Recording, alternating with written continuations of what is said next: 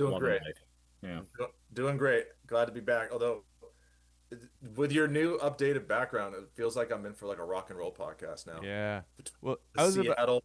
Seattle grunge look, and then I all was of a gonna sudden, say, yeah, just like, what are we doing? let me tell you about the early garage band of Pearl Jam or something. Like, I was about to comment on your forced perspective there, Dakota. It's like a fake looking real background.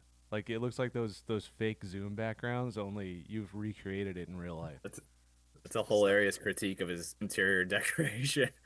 It's yeah. like, Well, I had to reassemble my entire office to now have a guest bed pullout because my regular guest room is being turned into a nursery. Eh, So Yeah, okay. AI it's a, generated interior decorating. yeah. it Um, does look great now that you mention it. I agree.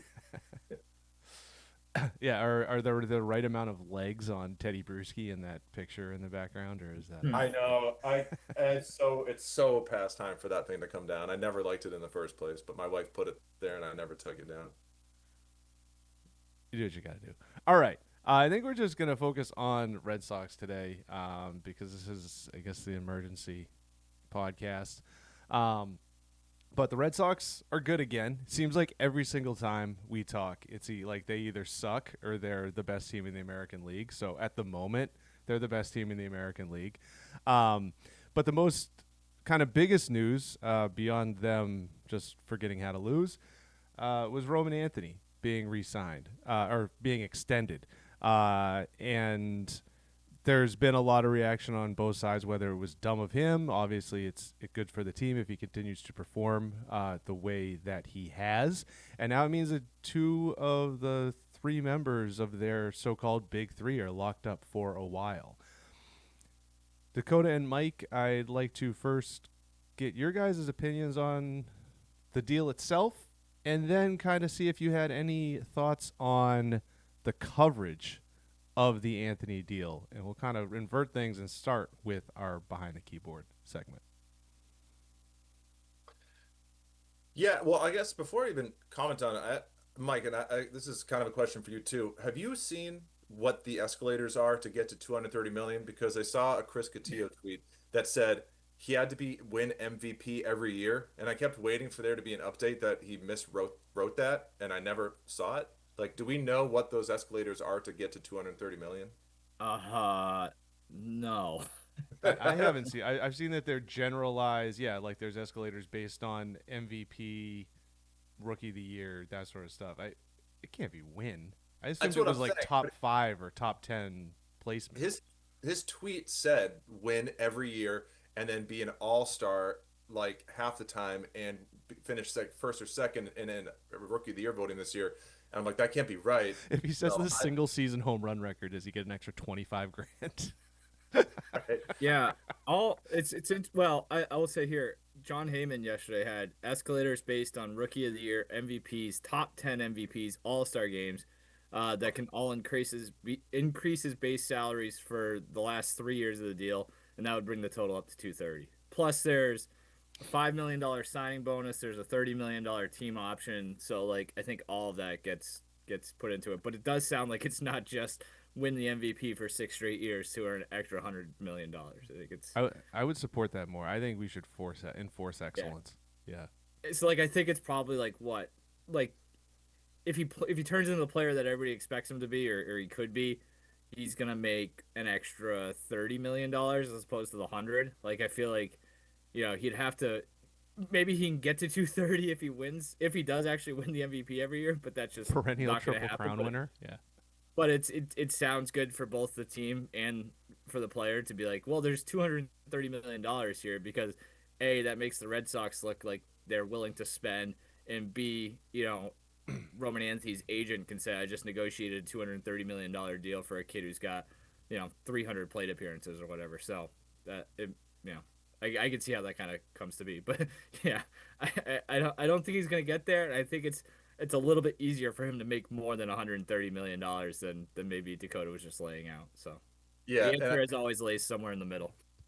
yeah, I think the other part of this too is, depending on how he finishes in the rookie of the year voting, it buys out 3 or 4 years of Yeah, free agency. And I think now, I mean, Kurtz is going to win it, but I think Jacob Wilson's on the IL, and so I mean I think Roman Anthony's trending towards maybe finishing second. I mean I don't know. There's a long way to go, but if he does, then it is kind of a funny way for this whole story to end, where it was pretty clear the Red Sox were trying to delay his promotion long enough so that he wouldn't qualify, he wouldn't win Rookie of the Year and gain that year of service time. But it looks like there's a strong chance he's going to anyway.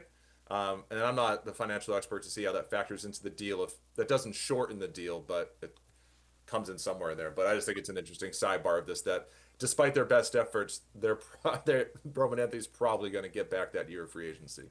I now love the idea too of like the Red Sox just sitting him down the stretch to kind of mess with the numbers and be like, Carlos Narvaez is hitting third. It'd be like, we're gonna drive that guy's production up, and like Carlos Narvaez is finishing second for Rookie of the Year, not Roman Anthony. So, um, like, I guess to Ben's actual question, I think it's a really good deal for both sides, and like somewhere, and this kind of answers the other question, somewhere along the lines, and I understand this, like it became illegal or uncouth to be able to say that both sides win in something like this.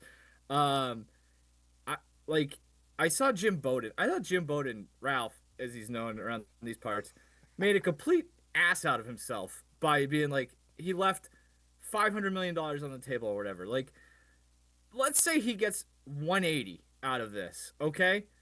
He's 29 or 30. He's going to earn an extra $300 million. And if he's as good as you think he is, and that's why you're pissed he's leaving money on the table, then that contract will be there waiting for him. So Right. you know what I mean? Like if you think he's giving up money now, that means you think he's going to turn into the player that everybody thinks he can be. Therefore, somebody's going to pay him 10 years, 400 million, $500 million.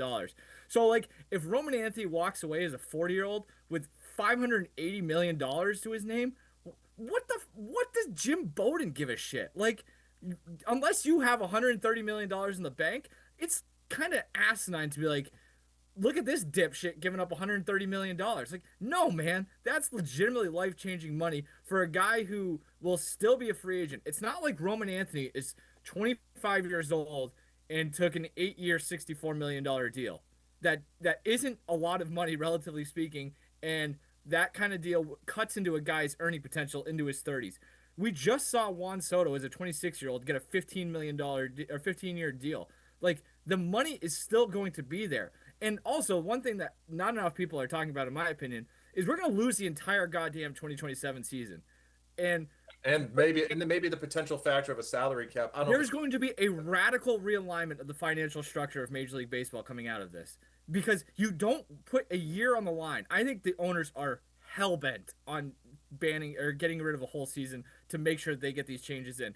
And who knows what that looks like, but I can almost guarantee a guy's contract is not going to change coming out of the lockout, no matter what the rules are. If there's a hard cap, soft cap, if you have $130 million deal on the books, you're getting all that money. So Roman Anthony makes sure he's going to get all that money when who knows if going into 28 there's a set hard cap, this guy's coming up on the end of ARB or whatever, like he could have just completely hurt his financial earning ability. So for that part of it alone, I think it's a savvy business move by Roman Anthony. And yeah, if you're the Red Sox, you probably cover your ass and you give yourself a little goodwill. The timing of this very interesting, a week after the trade deadline as well. So I think everybody wins here, and I think that's okay. You don't have to say the Red Sox are cheap. This is a small market move just to continue to have a take. Like I think this is. I know this is kind of like the market and the industry, but sometimes it's just something makes sense, and I think this makes sense. Yeah, and I think like three things can be true at the same time. Like this is undeniably like a great piece of business by the Red Sox. Like this is a deal that I don't think it's being cheap or small market. I just think it's good business. It's a good way to operate. And simultaneously, every team in the big leagues would have signed this deal. There's not a team out there that wouldn't have done the same exact deal, whether you're the Dodgers or the Padres or the Yeah, Mets, all would have done the same damn thing. And simultaneously, though, like, I don't, you know, I think like like you said, just to have a take, people's, the knee jerk of like the Sports Hub and all those shows to say, what has he done so far? Or this is a cheap market move, and then sort of like the pendulum in the other direction, like yeah, fans like 100% saying, "Oh, this is like what a bargain, this is great. I mean, I think Roman Anthony is going to be worth more than that money. I think he's certainly good enough, but we don't know. I mean, I don't know if he's going to be. We have to see. I mean, he's only played 50 games, right? Yep. And I think the big thing is they're banking on him eventually tapping into the power and being able to pull side to become like a 35 home run hitter. Like they're not paying him to be a guy with an insane on base and hitting 15 homers a year. They're paying him like because they think eventually he's going to turn into 35 to 40 home runs once he starts elevating the ball, not hitting so many grounders. And there's no guarantee that happens. But like it's just that the extremes of the argument on both sides are a little annoying, but far more annoying I think is the yeah, like I don't know if the Sports Hub and Bertrand and Zoe if like they really felt that way. Like if they were like Yeah. this being small market or what has he done to this point or if it was forcing a take. I really don't know. But both suck, right? And I think both have contributed to like the overall discourse of the Red Sox being so dumbed down over the last 5 years because far too many people use those shows and those storylines to guide the way that they look at the team. And thankfully, it seems like people are waking up to it and like now realizing how stupid it is. But so much, there's been so many takes like that over the last like 10 years that I think have made the fan base more ill-informed than it was before those shows came around. The whole what has he done so far thing is kind of specious too because like, he's the eye test and like the value like underlying numbers like suggests that what's he's done so far has been pretty dang impressive. Like you look at all like the really great prospects that have come up, and a lot of them. I mean, well, Christian Campbell's kind of the flip side, but a lot of them really struggle in their first 50 games before they figure it out. But I mean, like, yeah, you talk about like, yeah, he's not, he's not hitting a homer every four at bats, but like everything that I feel like I've seen thus far suggests that like he's going to be a really good player. And if you're like, well, what has he done so far? I don't know. In a third of a season, I think he's looked pretty darn good compared to what his billing was. You know what I was thinking about the other day? It's a true marvel, not to give professional organizations too much credit, but like you if you step back and think about the process that you have to go through in order to commit this much amount of money based mostly on projection, it's kind of nuts. And just as crazy is like more often than not, it feels like guys who are this can't miss turn into like they progressively get better. You know what I mean? Like his ceiling continues to climb. I always think that's kind of fascinating where it's like a guy at 21 as opposed to like the fact that primes exist kind of blows my mind. You know what I mean? Like we can feel pretty good that like this is not going to be the best version of Roman Anthony, which is something that we maybe take for granted sometimes. To kind of follow up on a couple of the other points, I guess to that point, like the amount of risk that they're taking on is on par to the amount of risk that he's taking on too, if that makes sense. Um, Even if he's like a two-win player, that's a good player, but it's probably not worth the amount of money. So there's a leap of faith on their part. And to kind of tie the knot on what Dakota was saying about small market teams and what small market teams do, and the fact that the Dodgers or the Yankees would do this as well. To like this, the other side of that coin is like, how many times have we seen the Rays let guys get away? How many times have we seen like the Pirates? Like, there's no chance that the Pirates are going to re-sign Paul Skeens to an extension. You know why? It's because they're a small market team or they don't want to spend the money. And so the Red Sox now have Roman Anthony, Garrett Crochet, um, who they they've Christian got a Campbell, hand. Brian Bayo, Rafael. Sure, yeah, Bayo's the one. Varying So, levels, like but. they've got guys locked up. Like you can be just because you're.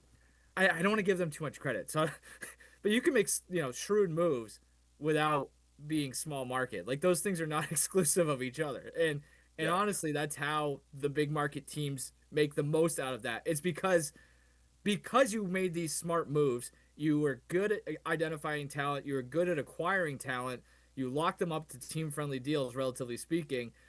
It's okay if you go out and completely flop on the first 3 years of Trevor Story or something like that. And honestly, it allows you to hold on to Trevor Story and let him come through the wilderness, and all of a sudden now he's a good player for you. So like, it's big market thing sometimes does get overstated for like it's just payroll. It is payroll to an extent, but it's flexibility. It's being willing to absorb your misses in a way that other teams just simply can't afford to do. So yeah, the more I think about it, like this is more of a big market move than a small market move. Like the Rays, the only time they've done it in the last handful of years is Wander Franco, and like that didn't turn out very well either. So, yeah, again, there's a reason we're talking about Paul Skeens on the Yankees already. Like it's so Yeah, I Yeah, mean, and I so think who was overseeing the Rays when they emerged as this small Andrew Friedman, yeah. Andrew Friedman, who is now heading up personnel for the Dodgers, and that's the Yeah, whole he's thing. Is doing what he was doing there, and exactly that's he's what doing what he's doing there with the addition that with you can then financial get might.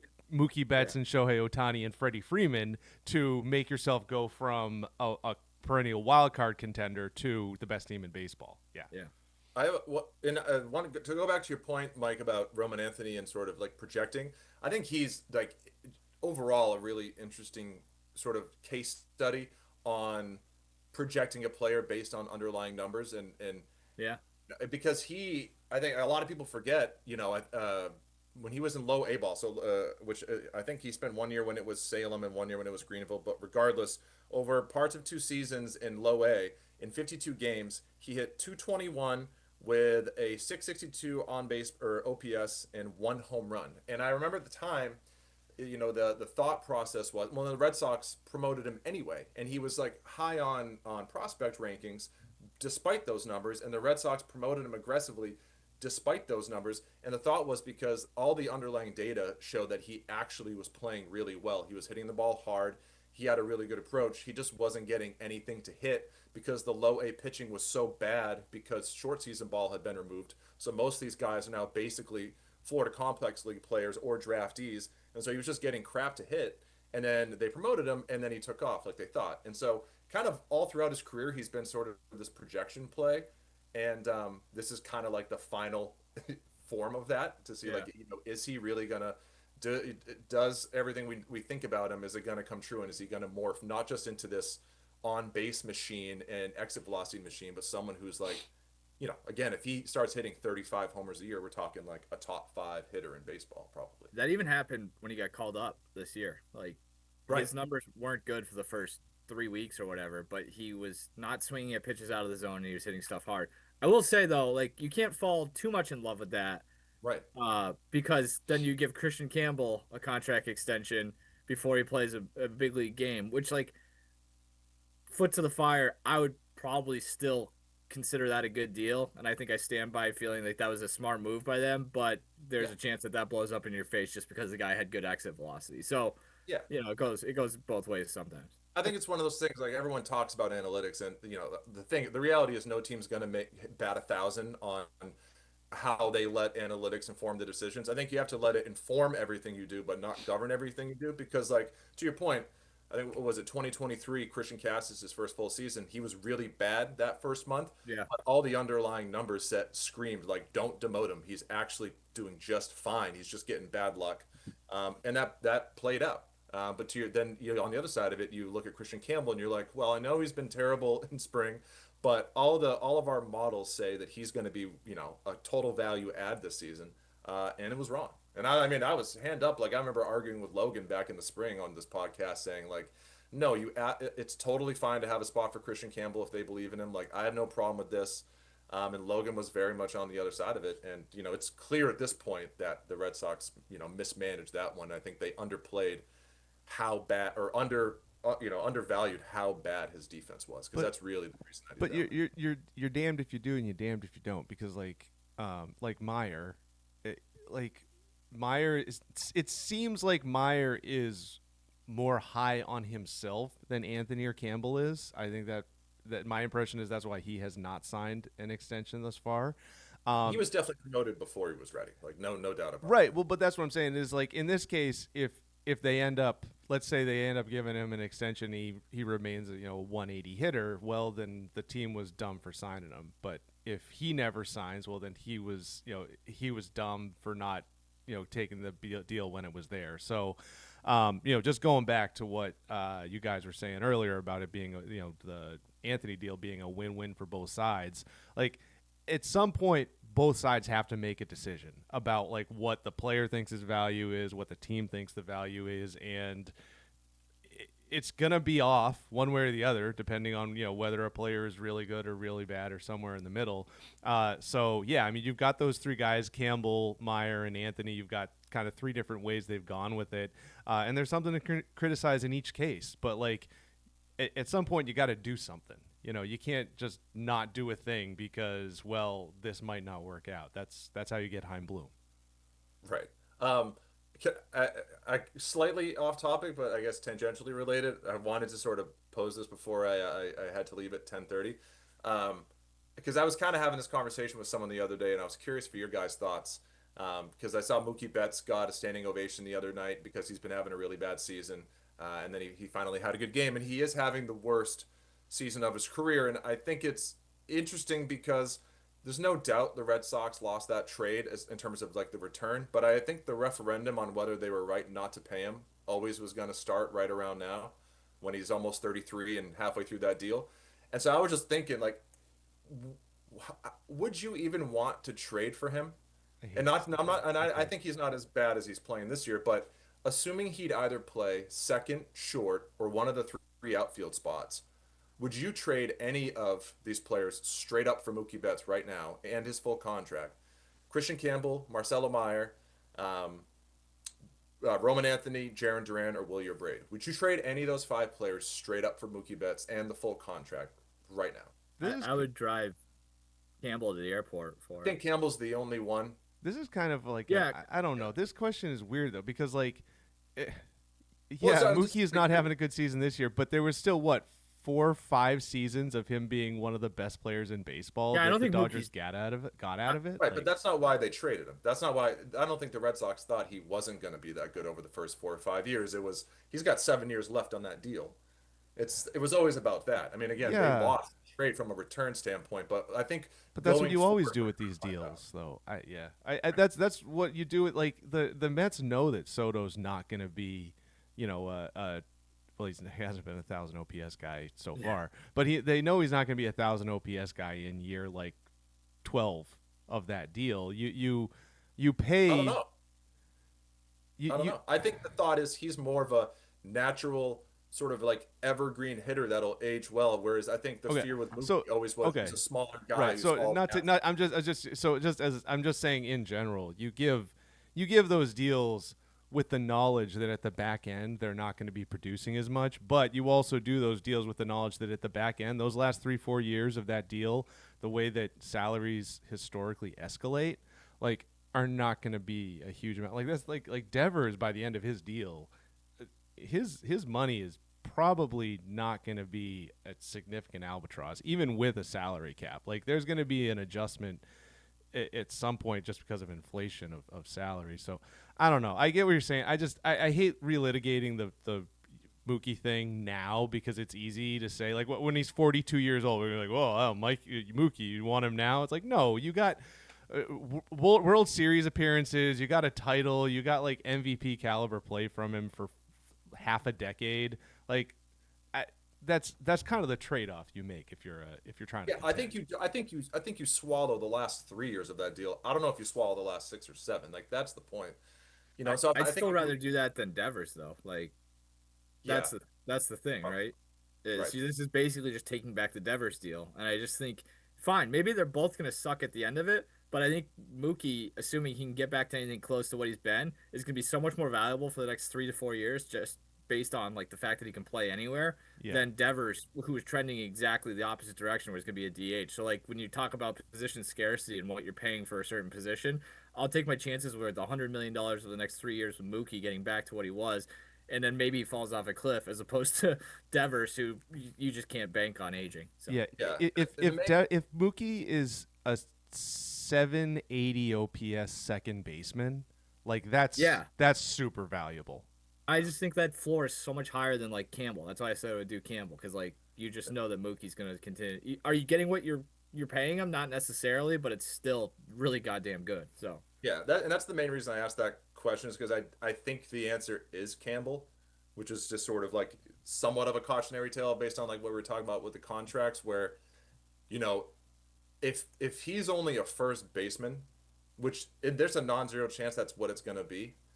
Maybe he's better off in center field, but I don't know if there's a path for that on the Red Sox. If he's only a first baseman, I mean that craters a lot of his value. I mean, the contract I guess is still fine in a vacuum, but Christian Campbell being a first baseman is a lot different than But when it looked like he was going to be their second baseman of the future. Especially in Cassis. but if Anthony is a top 5 player in baseball and Rafaela turns out to be What's another one? a all-star caliber center fielder, I kind of take the Campbell miss, if it even ends up being that, as the cost of doing business. It's like you need to make investments, and some of them hit and some of them don't. And again, like, you got to do something.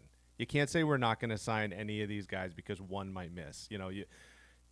At some point you got to make bets, and if one doesn't pan out, well, you've made multiple bets. I think you're still taking that. That's a pretty good track record. Yeah, agreed. I have to bounce though. All right. All right, let's do it next week. All right. Once Dakota Find a half hour leaves, to do it. once Dakota is no longer here to defend himself, we'll rip into him. Seeing it was his idea to do an episode this morning. Bye. Leave. Bye.